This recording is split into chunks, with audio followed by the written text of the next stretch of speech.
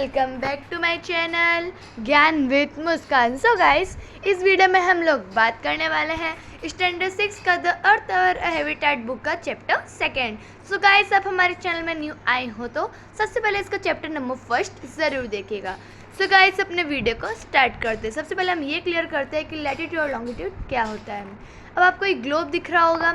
अभी जो ग्लोब होता है उसमें ये जो ग्लोब होता है ट्रू मॉडल होता है अर्थ का। अब इसमें जो वर्टिकल लाइन होती है उसे बोलते हैं लैटिट्यूड एंड इसमें जो हॉरिजॉन्टल लाइन होती है उसे बोलते हैं लॉन्गिट्यूड। अभी ये हमारा क्लियर हो गया कि लैटिट्यूड और लॉन्गिट्यूड किससे बोलते हैं। अब हम अपने चैप्टर को स्टार्ट करते हैं। In the previous chapter you have read that our planet earth is not a sphere. हमने इसके पहले चैप्टर में ये रीड किया था कि जो अर्थ है वो स्फीयर नहीं है। It is slightly flattened at the north and the south poles and bulge in the middle. ये थोड़ी सी साउथ और नॉर्थ पोल से थोड़ी सी ये टिल्टेड मतलब स्लाइटली फ्लैटेंड है। Can you imagine how it look. अब इमेजिन कर सकते हैं कैसे दिखती होगी। You may look at a globe carefully in your classroom. अगर आपको इसको इमेजिन करना है तो आप अपने क्लासरूम में केयरफुली ग्लोब को नोटिस करिए और तभी आपको एक आइडिया आ जाएगा कि ग्लोब कैसा दिखता है। Globe is a true model miniature form of the अर्थ। जो ग्लोब होता है वो ट्रू मॉडल होता है अर्थ का, जो मैंने आपको पहले भी बता दिया। ग्लोब में भी वेयरिंग साइज एंड टाइप। जो ग्लोब होता है वेयरिंग साइज और टाइप का होता है। बिग वंस, अब कुछ बड़े होते हैं जिनको हम इजी तरीके से कैरी तो नहीं कर सकते हैं, इसलिए small pocket globe and globe like balloon होते हैं जिसको हम इसी तरीके से कैरी कर पाते हैं। ग्लोब होता है फिक्स नहीं होता है। It can be rotated the same way as a top spin और a potter's wheel is rotated. जो ये ग्लोब होता है वो ऐसा रोटेट करता है जैसे कि जो पॉटर्स होते हैं उनका व्हील जो रोटेट करता है वैसे ग्लोब रोटेट करता है। On the globes, countries, continent, oceans are shown in their correct size. अब जो ग्लोब होता है उसमें कंट्रीज, कॉन्टिनेंट और जो ओशियंस होते हैं वो अपनी करेक्ट साइज पे होते हैं। It is difficult to describe the location of the point on a sphere like the earth. Now the question arises as how located a place on it. अभी बहुत हमारे लिए डिफ़िकल्ट हो जाता है कि हम प्लेस कोई भी लोकेट कैसे कर सकते हैं अर्थ पे। अब आपके माइंड में भी एक ऐसे क्वेश्चन आ ही रहा होगा कि हम लोकेट कैसे करें प्लेस अर्थ पे, कैसे करते होंगे लोग। We need certain points of reference and lines to find out the location of places. अब हम लोग को अगर कोई भी प्लेस लोकेट करनी है तो उसके लिए हमको उसके लिए हमको चाहिए होगा सर्टेन पॉइंट्स चाहिए होंगे, रेफरेंस चाहिए होगा और एक फिक्स लाइन चाहिए होंगी। इसी की वजह से हम अपना जो प्लेस है वो लोकेशन उसको फाइंड कर पाएंगे। You will notice that a needle is fix through the globe in tilted manner. अब आपने देखा होगा कि जो ग्लोब होता है उसमें नीडल लगी होती है टिल्टेड मैनर में और वही नीडल को बोलते हैं axis. 2 point on the globe through which the needle passes are 2 poles, north pole and south pole. जो ग्लोब होता है उसमें 2 पॉइंट्स होते हैं जो नीडल से पास होते हैं। अब जैसे कि ग्लोब है, मैं पहले आपको ग्लोब दिखाई देती हूँ। अब देखिए आपको ये ग्लोब दिख रहा है, इसका जो ये इक्वेटर से नॉर्थ की तरफ पार्ट है उसे बोलते हैं नॉर्थ पोल एंड इक्वेटर से जो साउथ की तरफ पार्ट है उसे बोलते हैं साउथ पोल। सो आपको ये क्लियर हो गया कि नॉर्थ पोल और साउथ पोल किसे बोलते हैं। The globe can be moved around this needle from west to east just as earth moves. जो ग्लोब होता है वो वेस्ट से ईस्ट की तरफ रोटेट होता है जैसे कि अर्थ भी ऐसे घूमता है। But remember there is a major difference. But इसमें डिफरेंस क्या होता है। The real earth has no such needle. जो रियल में अर्थ है उसकी कोई भी नीडल नहीं है।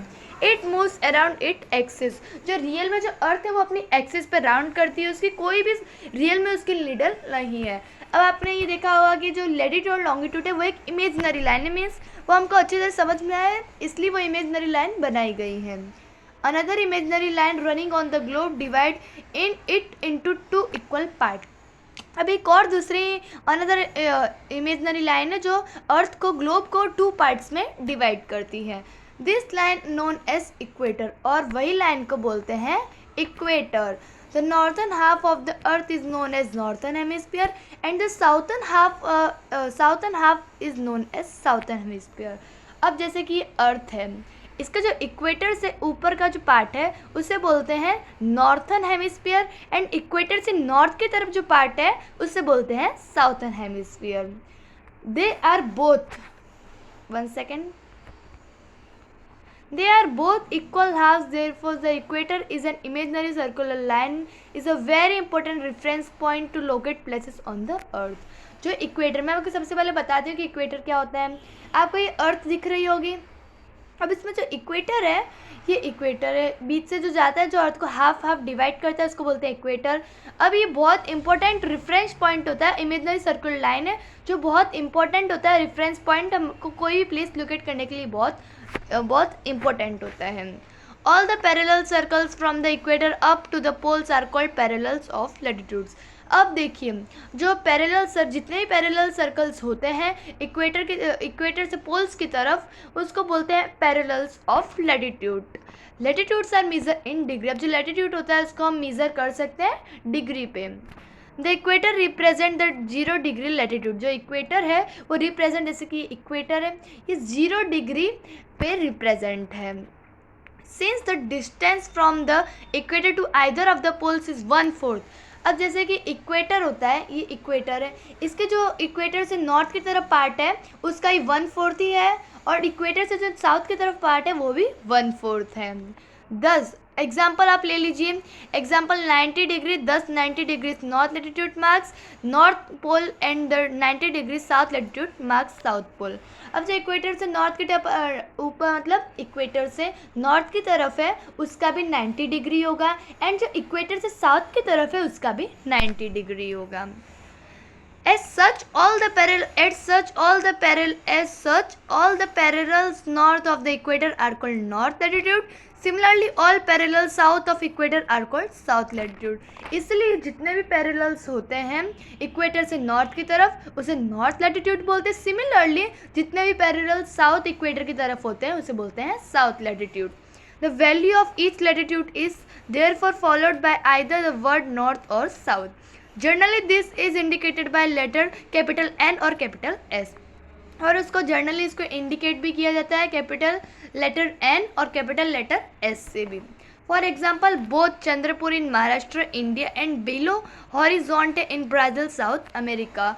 अब इसका एक एग्जाम्पल ये है कि चंद्रपुर वो महाराष्ट्र इंडिया में है एंड बिलो हॉरिजॉन्टे जो ब्राज़ील साउथ अफ्रीका में, और ये दोनों है वो लोकेट पैरेलल, उनके जो जितने भी पैरेलल्स 20 डिग्री लैटिट्यूड में है.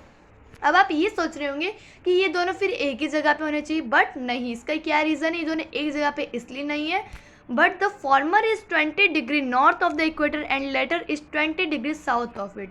अब जो ये होता है इसमें 20 डिग्री, जैसे कि ये चंद्रपुर महाराष्ट्र है वो 20 डिग्री नॉर्थ में है, एंड जो ये हॉरिजॉन्टल ब्राज़ील साउथ अफ्रीका है वो 20 डिग्री साउथ में है. We therefore just say that Chandrapur is situated at 20 degree north latitude and below horizontal situated as 20 degree south latitude. मैंने आपको जो बताया इसमें वही लिखा है. We see in figure 2.2 as we move away from equator the size on the parallel latitude decrease. अब बहुत इंपॉर्टेंट चीज़ है कि अब ये जो इक्वेटर आपको दिख रहा है ये इक्वेटर है. अब हम इसके ऊपर जाते रहेंगे 20 डिग्री नॉर्थ में, 40 डिग्री नॉर्थ में, 60 डिग्री नॉर्थ में, 80 डिग्री नॉर्थ में, धीरे धीरे क्या हो रहा है डिक्रीज़ हो रहा है. इसमें यही लिखा है कि इक्वेटर से जितने भी ऊपर पोल में जाएंगे उतना ही ये डिक्रीज़ होता जाएगा. अब हम कुछ इंपॉर्टेंट पैरेलल्स ऑफ लैटिट्यूड पढ़ लेते हैं. Beside the 0 degree, the North Pole 90 degrees, South Pole 90 degree. There are 4 important parallels of latitudes. Tropic of Cancer 2.5 north in the northern hemisphere. Tropic of Capricorn 23.5 south in the southern hemisphere. Arctic Circle 66.5 degree north of the equator. Antarctic Circle 66.5 south of the equator. अब देखिए ये globe है, आपको पता ही है. अब सबसे पहले हम ये जानते हैं कि ट्रॉपिक ऑफ कैंसर, ये देखिए आपको ये दिख रहा है, ये ट्रॉपिक ऑफ कैंसर है जो 23.5 डिग्री नॉर्थ में सिचुएट है, एंड जो आपको ये दिख रहा है ये 23.5 साउथ में ये ट्रॉपिक ऑफ कैप्रिकॉर्न सिचुएट है. अब हम आर्टिक सर्कल की बात कर लेते हैं. अब जो आर्टिक सर्कल है वो 66.5 नॉर्थ में सिचुएट है, एंड द एंटार्क्टिक सर्कल जो है वो 66.5 साउथ में ये सिचुएट है, और आर्टिक सर्कल 66.5 नॉर्थ में और जो अंटार्कटिक है वो 66.5 साउथ में. इससे हमारे ये क्लियर होगा कि ट्रॉपिक ऑफ कैंसर कहाँ पे है, कितनी डिग्री में है, एंड ट्रॉपिक ऑफ कैप्रिकॉर्न कहाँ पे कितनी डिग्री में, ये हमारा क्लियर हो गया. सब हम आगे बढ़ते हैं. अब हम पढ़ते हैं heat zones of the earth. अब हीट जोन्स के बारे में पढ़ लेते हैं। The mid day sun is exactly over at least once a year on all latitudes in between the Tropic of Cancer and the Tropic of Capricorn. This area therefore receive maximum heat. It is called torrid zone. अब हम सबसे पहले torrid zone के बारे में पढ़ते हैं। देखिए, आपको मैंने पिक दिखाई थी। अब इसमें टोरिड जोन कहाँ पे, मैं आपको वो बताती हूँ। अभी ट्रॉपिक ऑफ कैंसर जो 23.5 नॉर्थ में है, और ये ट्रॉपिक ऑफ कैप्रिकॉन जो 23.5 साउथ में है, और ट्रॉपिक ऑफ कैंसर 23.5 नॉर्थ में है। अब इसके बीच में जो इक्वेटर होता है, उसके बीच में जो जितने भी पार्ट आपको दिख रहा है, ये जो 0 डिग्री पे है, इसको बोलते हैं टॉरिड जोन। क्या बोलते हैं इसको? Torrid zone. बस इतना ही लिखा था कि टॉरिड जोन कहाँ पे है, वो इतना लिखा था, मैंने आपको वो बता दिया। The midday sun never shines overhead, only one latitude beyond the Tropic of Cancer and the Tropic of Capricorn. The angle of sun rays goes on decreasing towards pole. As such, the area bounded by Tropic of Cancer and Arctic Circle in the northern hemisphere and Tropic of Capricorn and the Antarctic Circle in the southern hemisphere have moderate temperature, therefore are temperate zone. अब हम पढ़ते हैं temperate zone के बारे में। सो आपको एक globe दिख रहा है। अब हम इसमें पढ़ते हैं टेम्परेट जोन कहाँ पे है। अब आपको जो ये आर्टिक सर्कल जो 66.5 नॉर्थ में है, ये 1 सेकेंड, ये जो आर्टिक सर्कल है वो 66.5 नॉर्थ में है, एंड जो एंटार्क्टिक सर्कल वो 66.5 साउथ में है, और ये ट्रॉपिक ऑफ कैप्रिकॉन एंड ये ट्रॉपिक ऑफ कैंसर। अब ये नॉर्थ टेम्परेट जोन इधर आता है। देखिए, आपको आर्टिक सर्कल और ट्रॉपिक ऑफ कैंसर के बीच में नॉर्थ टेम्परेट जोन आता है, एंड जो ट्रॉपिक ऑफ कैंसर और ट्रॉपिक ऑफ कैप्रिकॉन और एंटार्क्टिक सर्कल के बीच में साउथ टेम्परेट जोन आता है। मैंने क्या बोला आपको कि आर्टिक सर्कल और ट्रॉपिक ऑफ कैंसर के बीच में नॉर्थ टेम्परेट जोन आता है, एंड ट्रॉपिक ऑफ कैप्रिकॉन और एंटार्क्टिक के बीच में साउथ टेम्परेट जोन आता है। सो अब हम थर्ड पढ़ लेते हैं। थर्ड पॉइंट क्या है हमारा? Areas lies between Arctic Circle and the North Pole in the northern hemisphere and Antarctic Circle the South Pole in the southern hemisphere, and very cold it is because their sun do not rise much above the horizon. There is a where sun rays slanting up provide less heat. This is therefore called frigid zone. अब हम पढ़ लेते हैं frigid zone के बारे में।